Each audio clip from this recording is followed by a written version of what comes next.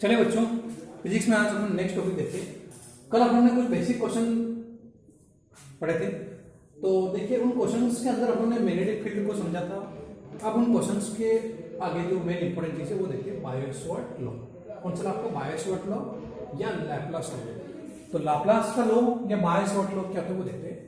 Suppose कीजिए जैसे मैंने कोई कंडक्टर ले लिया, कोई कंडक्टर ले लिया जिसकी लेंथ कितना a, ठीक है। मान लिया let a conductor and its length is a। कितना इसकी लेंथ a मीटर मान लिया, कितना मान लिया a मीटर, ठीक। अच्छा इसकी यूनिट भी दे रखी है, अपन a यूनिट लिख देते हैं पहले, ठीक। वो सीजीएस हो सकता है, एनकेएस हो सकता है, ऐसा ही हो। अब मान लिया इससे कोई डिस्टेंस r पर एक पॉइंट p है और इसके कंडक्टर कारण इसके आसपास क्या है, मैग्नेटिक फील्ड जनरेट हो रहा है। इस कंडक्टर कारण इसके आसपास कोई मैग्नेटिक फील्ड जनरेट हो रहा है, तो लिखते हैं taking another point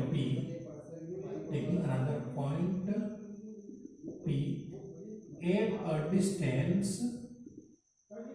r of the conductor. तो कंडक्टर से अपने r डिस्टेंस पर अपने पॉइंट p मान लिया।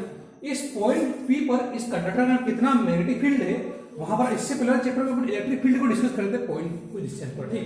अब अपने चैप्टर जो है मैग्नेटिक फील्ड से जुड़ा हुआ है, तो इस कंडक्टर कारण इसके ऊपर कितना मैग्नेटिक फील्ड होगा। मैंने मान लिया एक small magnetic field dB, b magnetic field को शो कर रहा है और स्मॉल मैग्नेटिक फील्ड है तो d, ठीक है। तो लिखते हैं अपन स्मॉल तो सबको क्या हो जाएगा, स्मॉल मैग्नेटिक फील्ड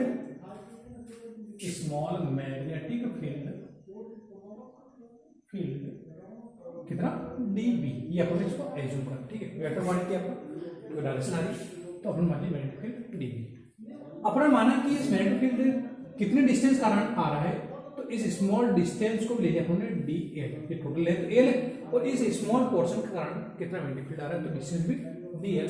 तो लिख देते हैं and taking small distance dl, ठीक है, ठीक है ना। और करंट कितना फ्लो रहा है इसमें, I, इस कंडक्टर के अंदर कितना करंट फ्लो रहा है, I, and flow I current in the conductor. इस कंडक्टर कितना करंट फ्लो रहा है, I करंट फ्लो रहा है, तो I करंट फ्लो क्या लिखा, and flow I current in the conductor. Okay, ये तो क्या टोटल आपका जो बेसिक चीज थी कि अपन ने क्या देख रहे हैं यहाँ पर। अब इसके ऊपर बायो-सवार्ट ने कुछ लॉ दिया, वो देखते हैं कि मैग्नेटिक फील्ड जो है किस तरीके से किन किन चीजों पर, किन किन फैक्टर के ऊपर डिपेंड करता है। इस कंडक्टर के और इस मैग्नेटिक फील्ड के कारण यहाँ पर मान लिया कितना एंगल बन रहा है, एंगल थीटा। क्या मान लिया उन्होंने, एंगल थीटा।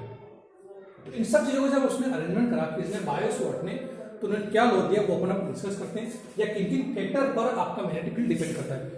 जैसे अपन ने इससे पहले करंट से जुड़े लॉ देखे थे, जिसमें अपन ने बहुत सारे लॉ देखे, करंट से जुड़े हुए किरचॉफ के लॉ देखा, या मैग्नेटिक फील्ड से जुड़ा हुआ लॉ देखा अपन ने। ऐसे अब मैग्नेटिक फील्ड करंट से इलेक्ट्रिक फील्ड वाले लॉ देखे, अब अपन देखेंगे मैग्नेटिक फील्ड से जुड़े हुए, ठीक। तो सिंपल है, ये तो क्लियर हो गया सबके अंदर। ये तो अपने बेसिक लिखा, इस लॉ के अंदर क्या यूज करेंगे अपन। तो बायो-सवार्ट ने कुछ बेसिक चीजें बताई, और किन किन चीजों के ऊपर आपका मैग्नेटिक फील्ड डिपेंड करता है उन्होंने ये बताया। तो उन्होंने बोला कि जो मैग्नेटिक फील्ड होगा यानी मैग्नेटिक फील्ड dB, ये डायरेक्टली प्रोपोर्शनल होगा किसके, जितना इसके अंदर करंट इंड्यूस्ड हो रहा है, जितना करंट इसके अंदर फ्लो हो रहा है। तो उन्होंने बोला कि जितना ज्यादा करंट होगा कंडक्टर के अंदर, उतना ज्यादा क्या इंड्यूस होगा, आपका मैग्नेटिक फील्ड, यानी जितना करंट होगा उतना ज्यादा करंट के साथ मैग्नेटिक फील्ड भी होगा। इसलिए लिखा मैंने कि मैग्नेटिक फील्ड जो है डायरेक्टली प्रोपोर्शनल है किसके, जितना उसके अंदर करंट फ्लो हो रहा है। ऐसे अगर मैं सेकंड बात करूं इसकी, तो और बताया उन्होंने कि जो ये डायरेक्टली प्रोपोर्शनल होगा आपका मैग्नेटिक फील्ड है, वो किसके होगा, उसमें कंडक्टर की लेंथ के ऊपर। तो मैग्नेटिक फील्ड जो होगा वो डायरेक्टली प्रोपोर्शनल होगा उस कंडक्टर की स्मॉल पोर्शन की जो भी लेंथ होगी उसके, ठीक है। ये equation number first, equation number second. ऐसे थर्ड बात बताई उन्होंने कि जो मैग्नेटिक फील्ड होगा आपका वो डायरेक्टली प्रोपोर्शनल होगा उसकी साइन चाहिए, इसके उसके साइन के एंगल के साथ में। तो जो मैग्नेटिक फील्ड होगा उसके एंगल के साथ में जो भी साइन के साथ में आता है उसके क्या होगा, डायरेक्टली प्रोपोर्शनल होगा। ये तीन बातें दोनों बताया कि डायरेक्टली क्या होगा, प्रोपोर्शनल होगा। अब बात करते हैं डिस्टेंस की। तो डिस्टेंस जो होगी, उन्होंने बोला कि डिस्टेंस जो होगी वो इनवर्सली प्रोपोर्शनल होगी इसके उनके स्क्वायर की। तो मैग्नेटिक फील्ड जो होगा उस कंडक्टर के जिस पॉइंट पर होगी वो उसके डिस्टेंस के स्क्वायर के इनवर्सली प्रोपोर्शनल होगा। इसका हेलो, तो इसको देखिए इक्वेशन नंबर 3 और आपकी इक्वेशन नंबर 4 देखना सबको क्लियर। जल्दी से नोट कर लो इक्वेशन 1, 2, 3 और 4 को, ताकि अपन आगे इस लो कॉपर सब्जेक्ट क्या है ये तो क्लियर हो गया। तो बाय शॉर्ट में 4 चीजें बताई। एक चीज फर्स्ट है कि जो मैग्नेटिक फील्ड होगा वो डायरेक्टली प्रोपोर्शनल होगा उसके अंदर जितना भी करंट फ्लो रहा है कंडक्टर के अंदर। सेकंड चीज बताया कि जो मैग्नेटिक फील्ड होगा उस कंडक्टर की जो लेंथ होगी, जो अपने जिसके अंदर मैग्नेटिक फील्ड होगा उस कंडक्टर की, मान लिया कि अपन इतना सा कंडक्टर है उसकी लेंथ ले लेना, तो डायरेक्टली प्रोपोर्शनल होगा मैग्नेटिक फील्ड किसके लेंथ ऑफ कंडक्टर की। ऐसे उस कंडक्टर की लेंथ और उसके मैग्नेटिक फील्ड के इसमें जो एंगल बनेगा उसके साइन के साथ में, जो एंगल बनेगा उसको बोलिए। तो ये एंगल जो होगा वो भी डायरेक्टली प्रोपोर्शनल होगा उस मैग्नेटिक फील्ड के। और फोर्थ चीज बताई उन्होंने कि जो मैग्नेटिक फील्ड होगा वो इनवर्सली प्रोपोर्शनल होगा उस कंडक्टर की डिस्टेंस से उस पॉइंट तक, डिस्टेंस जहां तक मैग्नेटिक फील्ड इंड्यूस्ड हुआ है। इन 4 चीजों को उन्होंने बताया, ठीक है। अब अगर इन चारों चीजों को यानी इक्वेशन 1, 2, 3, 4 को मिला दूं, अगर इन चारों इक्वेशन को मैं मिला देता हूं तो देखिए क्या बनेगा। अगर इन चारों इक्वेशन को बनाते हैं तो देखिए मिला देंगे तो क्या बन जाएगा आपका dB इक्वल, लिख देंगे यूजिंग इक्वेशन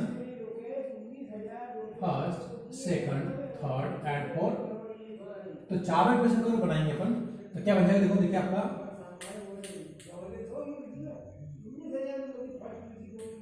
ये आ जाएगा dB जो होगा प्रोपोर्शनल आपका I के साथ, dl के साथ और साइन थीटा के साथ, ठीक। और अपॉन में क्या रहता होगा r स्क्वायर, अपॉन में क्या रहता है r स्क्वायर।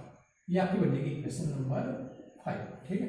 4 इक्वेशन पूरी थी और ये आपकी बनेगी इक्वेशन नंबर 5। अब देखिए, अब इसके बाद देखो, अगर मान लो मैंने लिखा case first in CGS system, अपने लास्ट ईयर मेजरमेंट पढ़ा था फिजिक्स के अंदर फर्स्ट चैप्टर में। सीजीएस सिस्टम आपका, सीजीएस में क्या होता था आपका, जरा याद कीजिए, सेंटीमीटर सी से जिसे ग्राम और टाइम सेकंड में होता है। सीजीएस में डिस्टेंस आपकी सेंटीमीटर में आती है, वेट आपका मास जो ग्राम में और टाइम सेकंड में पढ़ा था ना सीजीएस सिस्टम। तो अगर मैं सीजीएस सिस्टम में लिखूं इसमें, तो यहाँ पर देखो पहले तो अगर इक्वेशन यहाँ की बात करो, सॉरी इसी इक्वेशन आगे बढ़ो, इसको भी इक्वेशन नंबर 5 में देते हैं। प्रोपोर्शनल साइन के साथ कोई भी कांस्टेंट तो लगा देते हैं, प्रोपोर्शनल साइन के साथ कोई भी कांस्टेंट क्या आ जाएगा, और यहाँ पर I dl sin theta upon r square. Proportional sine का तो आपका कांस्टेंट क्या आ गया, ठीक है। अब इसको अपन कर सकते हैं वेरीफाई, ये आपकी बन गई इक्वेशन नंबर 5, ठीक है, क्योंकि वहाँ पे इसको प्री नहीं करा था। तो ये बन गई अपनी इक्वेशन नंबर 5। अब देखिए, अगर सीजीएस सिस्टम की बात करूँ तो सीजीएस सिस्टम में इस कांस्टेंट k की वैल्यू क्या होती है, 1 होती है। क्या होती है बच्चों, k की वैल्यू 1, यानी जो मैग्नेटिक फील्ड होगा इक्वल हो जाएगा I dl sin theta upon r square. ये बन गई अपनी इक्वेशन नंबर 6। ऐसे अगर मैं ऐसे सिस्टम की बात करूं, यानी एमके सिस्टम की बात करता हूं, कैसे इन एमकेएस सिस्टम, अगर एमके सिस्टम की बात करें तो उसमें ये जो कांस्टेंट k की जो वैल्यू होती है वो होती है म्यू नॉट अपॉन 4 पाई। कितना होती है एमके सिस्टम में, इसकी वैल्यू होती है म्यू नॉट अपॉन 4 पाई। यानी अगर मैं इसकी वैल्यू रख दूं इस इक्वेशन में जो अपने पास दे रखी 5th वाली, उसमें तो क्या मिलेगा आपको, डेरिवेशन वो भी देख लो।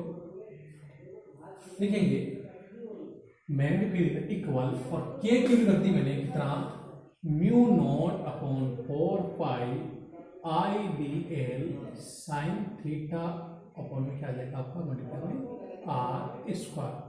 ये अपनी नई इक्वेशन बन जाएगी किसमें, आपके एमके सिस्टम में। इसको दे दूंगा मैं इक्वेशन नंबर 6 दे देते, इक्वेशन नंबर 70, ये r स्क्वायर, ये आपकी बन जाएगी इक्वेशन नंबर 7। अच्छा, अगर आप इस यहाँ पर म्यू नॉट की जो आपका इलेक्ट्रिक कांस्टेंट है, यहाँ पर मैग्नेटिक कांस्टेंट हो जाएगा, तो इसकी वैल्यू 4 की वैल्यू थी अपने पास, पाई की रख दो आप अगर, तो इसकी वैल्यू जो होती है म्यू नॉट अपॉन 4 पाई की, वो आती है 10 की पावर -7 की। इसके 10 की पावर माइनस 7 के इक्वल।